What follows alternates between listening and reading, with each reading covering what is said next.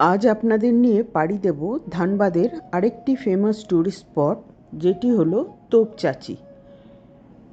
তোপচাঁচিতে যেমন আছে তোপচাঁচি ঝিল বা তোপচাঁচি লেক, ঠিক তেমনই আছে উত্তম কুমারের একটি বসত বাড়ি, যেখানে তিনি জীবনের অনেকটা সময় কাটিয়েছিলেন।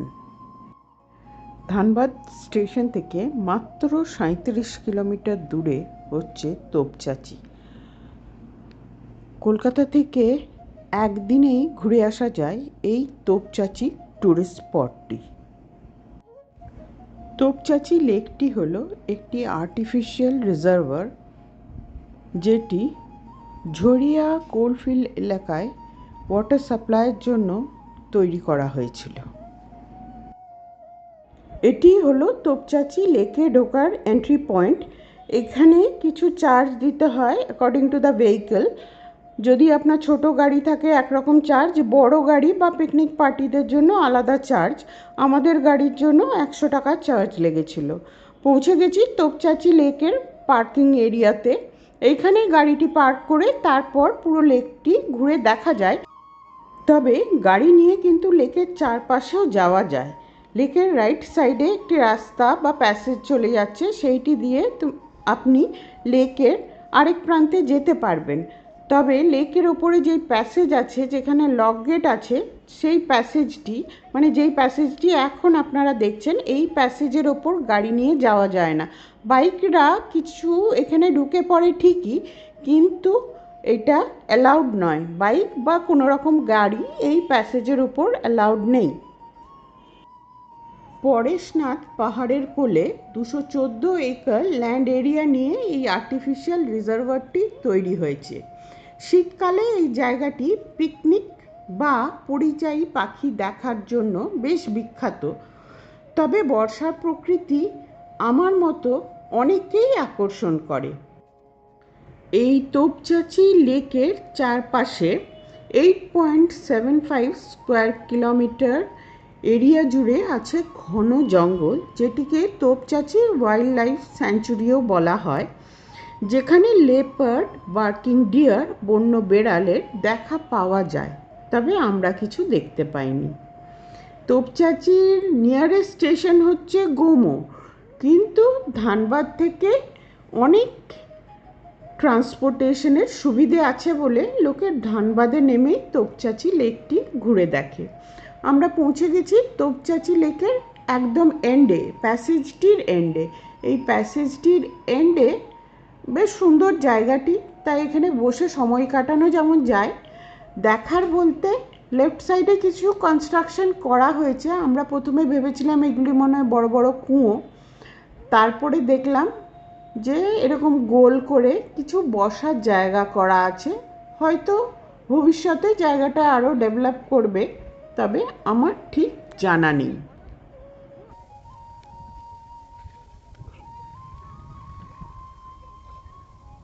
কুয়ো কই রে? কোনোটাই কুয়ো নয়, না গোল করেছে, বসার জায়গা করেছে।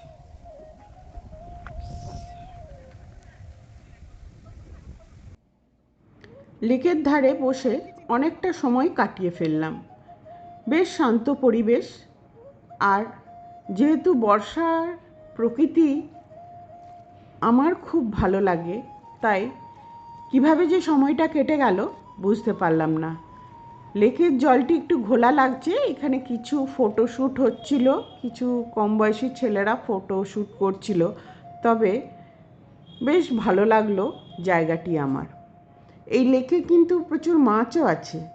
আমরা যখন ফিরে আসছিলাম প্যাসেজটি দিয়ে, তখন দেখলাম একজন ছিপ নিয়ে বসে আছে, মাছ ধরছেন। আমি তার ব্যাগে একটু উঁকি মেরে দেখলাম বেশ কয়টি মাছ কিন্তু সে ধরে ফেলেছে। ওই যে দূরে দেখা যাচ্ছে উঁচু টিলার ওপর একটি মন্দির, ওইটি হলো হনুমান মন্দির। তাই ভাবলাম একবার মন্দিরটা থেকে ঘুরে আসা যাক।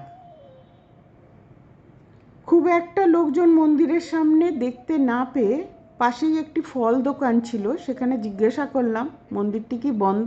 সে বলল হ্যাঁ, তবে সামনে যাওয়া যাবে। বেশ কয়েকটি এবড়ো খেবড়ো সিঁড়ি উঠে পৌঁছে গেলাম মন্দিরের কাছে। লাইটটা যেহেতু মানে রোদের আভাটা যেহেতু উল্টো দিকে ছিল, তাই মন্দিরের যে হনুমান মূর্তিটি আছে সেইটার কিন্তু ক্যামেরা বন্দি করতে পারলাম না। মানে আমি নিজে দেখতে পেলাম ঠিকই, কিন্তু ক্যামেরায় তার ছবি খুব একটা উঠলো না।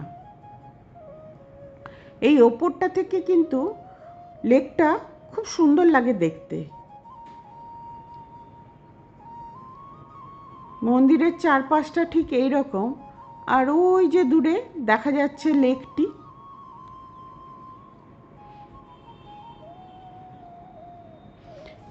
এখান থেকে নেমে এগিয়ে চললাম লেকের ডান দিকে যে রাস্তাটি চলেছে সেইটি দিয়ে, এটি দিয়ে গাড়ি যায়।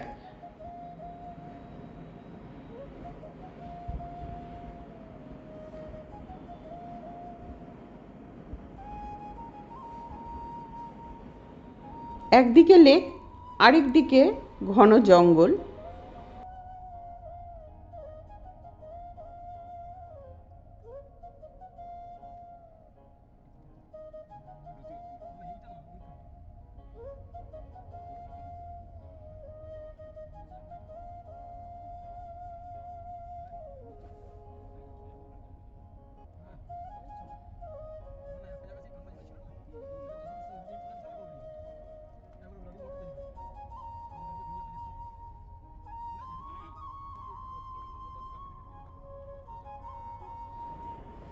গাড়ি করে মিনিট 5-7 এগিয়ে গেলে এই প্যাসেজ বরাবর পেয়ে যাবেন একটি এরিয়া যেখানে অনেক সিটিং অ্যারেঞ্জমেন্ট করা আছে, যেটি জানতে পারলাম এইখানেই পিকনিক পার্টিদের পিকনিক করতে অ্যালাউ করা হয়। এই এরিয়াতেই বেশিরভাগ পিকনিক হয়। এইখান থেকেই আমরা গাড়িটা ঘুরিয়ে নিয়ে ব্যাক করলাম। এইবারে আপনাদের সাথে একটা ড্রোন ভিউ শেয়ার করি এই তোপচাঁচি লেকের।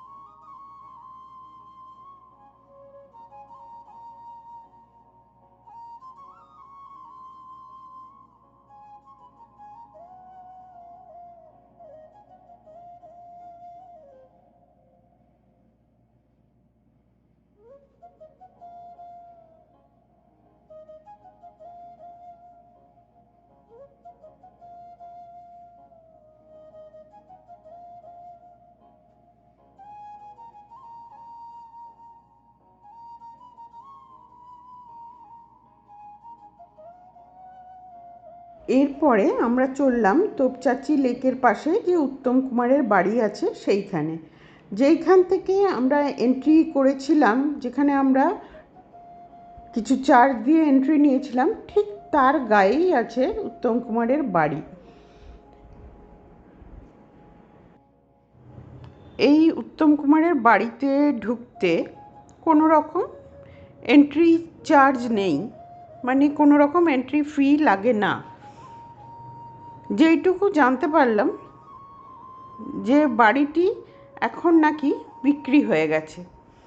এটি নাকি একটি পোলট্রি ফার্ম তৈরি হওয়ার উদ্দেশ্যে বিক্রি হয়েছে। পুরোটাই লোকমুখে শোনা, সেটাই শেয়ার করছি। তবে আমরা যেটা দেখলাম যে বাড়িটি পুরোপুরি বন্ধ, জানলা দরজা সব প্রায় ভেঙে গেছে, তবে জানলাগুলো যা হোক করে একটি করে তালা লাগানো আছে। সেই জানলার ফাঁক দিয়ে ভেতরের আসবাবপত্র কিছু দেখা যাচ্ছে, দেখার চেষ্টা করলাম এবং ক্যামেরা বন্দিও করলাম।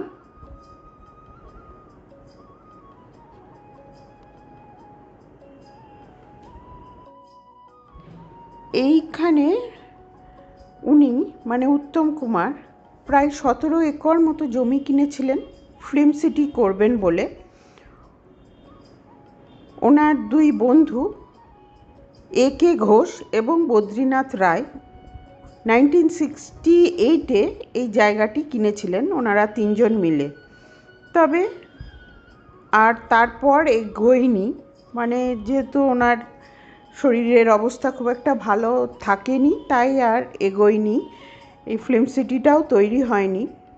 তবে জানা যায় যে এখানে বেশ কয়টি ছবি মানে ফিল্মের শুটিংও হয়েছে।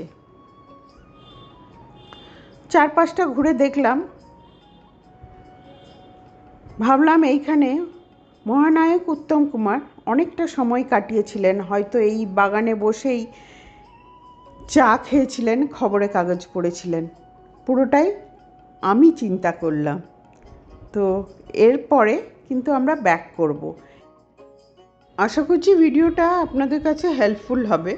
তোপচাঁচি ঘুরতে গেলে হয়তো একটু হলেও হেল্প পাবেন এই ভিডিও থেকে। So stay in touch with Soma and her passion. See you all my friends and love you all. Bye.